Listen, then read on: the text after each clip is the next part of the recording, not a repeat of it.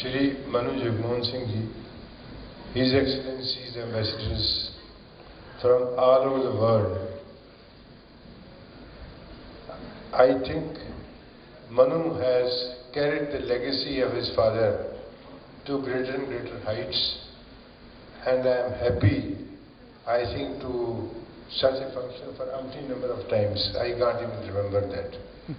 But he has, in his own ways, served the country in bringing the Indians and representatives of the foreign countries here so that they can meet, they can discuss, they can talk. I know you will be reading local papers, you will find a lot of things which shouldn't have happened. But a country which has got 28 official languages and about 590 approximately dialects and some languages, you can understand the difficulty. These are natural, but I think the country has done reasonably well so far as taking care of its unity is concerned, its foreign relations, and in trying to bring up people much higher than many people expected. I remember, Your Excellencies, we migrated from Pakistan.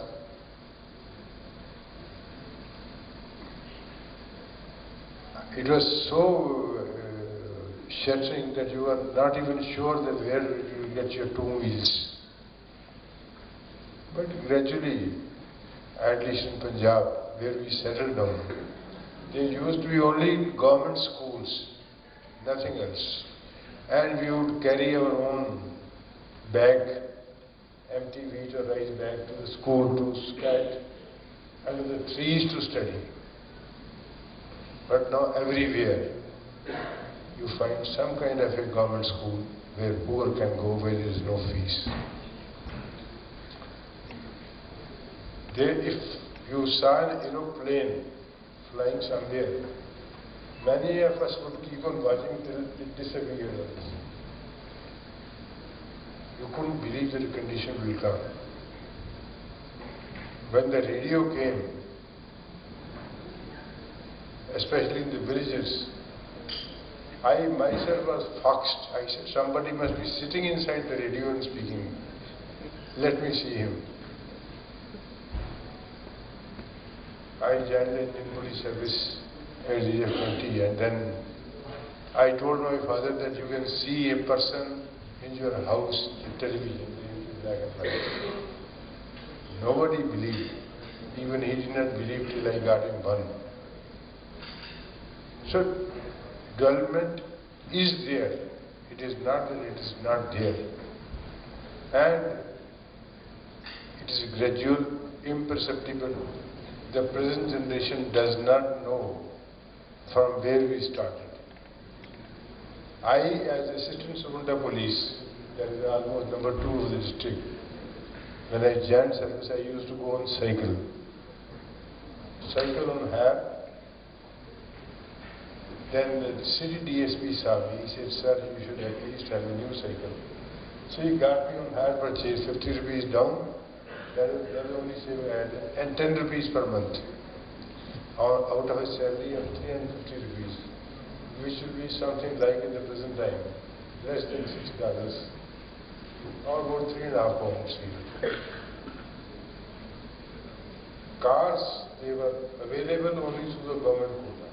There used to be 3 ambassadors, Fiat and Standard Herald. The price ranging between 14,000 to 17,000. I mean, it is amazing how far we have come. If the history of modern India were to be written,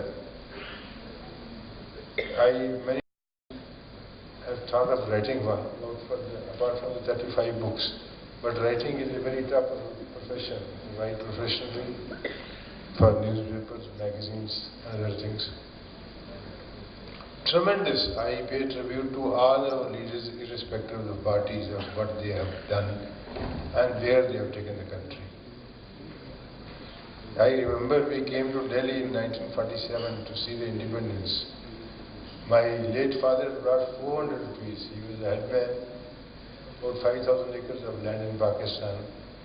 200 we spent at my uncle's place, and on 15th August 47 his pocket was picked up the remaining 200. So we started with zero. But then life is like that, you keep on working. And I am not ashamed to admit that he cut the grass, I grazed the buffaloes, had bath with them in the canals and so on and so on. But also kept studying. And then made it to the top police service in the country. So, do not judge by what all papers say.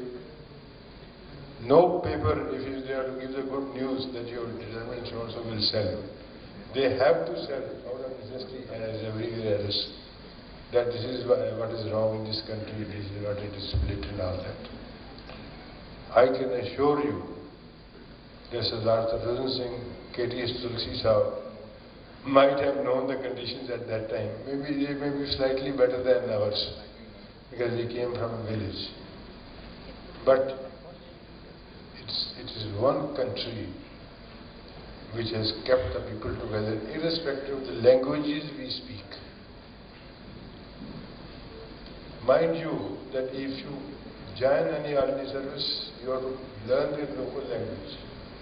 It happened with me when I was given Mysore in Karnataka by chance because I once went there. And unlike table and cutlery, crockery, in South people sit down on the floor. The Chief Minister was listening above. So he saw me singing. He asked somebody, Abu Yaru, in local language, who is he? He said, no, Hosa, ASP Bandi there. New ASP, his language I learned later on. So he asked me to sit down and have food. Then I couldn't, in South they eat with the full hand. No spoons, no forks and all that. So he said, sir, you don't like our food. This is a good habit, they call everybody sir. I said, no sir, I like it, I had my food. Then I decided I'll be South Indian by domicile and a Punjabi by birth. The country has been brought together and I now love the South Indian food. I think one meal should always be South Indian in my house. And I don't mind eating with hands. Of course my children don't like it. They say you don't even know how to eat it. So it's all like, I said you don't see that areas I have passed through it. Learn the local language also. Because if you are a policeman, you have to be able to talk to the people. The language in Karnataka is different from in Tamil Nadu, in Kerala, in Andhra, any state you go. And sub-dialects are further, and all religions are there.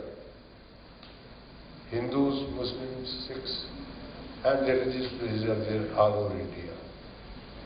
People may talk anything about intolerance. I think I have seen the tolerance even in the most intolerant area. There is no such thing as intolerance. We can say we have our own prejudices. We like to live the way we want it here.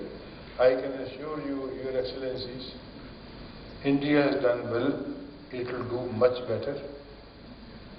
Don't judge us by the dresses, by the food we eat, but the kind of heart we possess, kind of welcome we extend not only to ourselves, but even to foreigners also.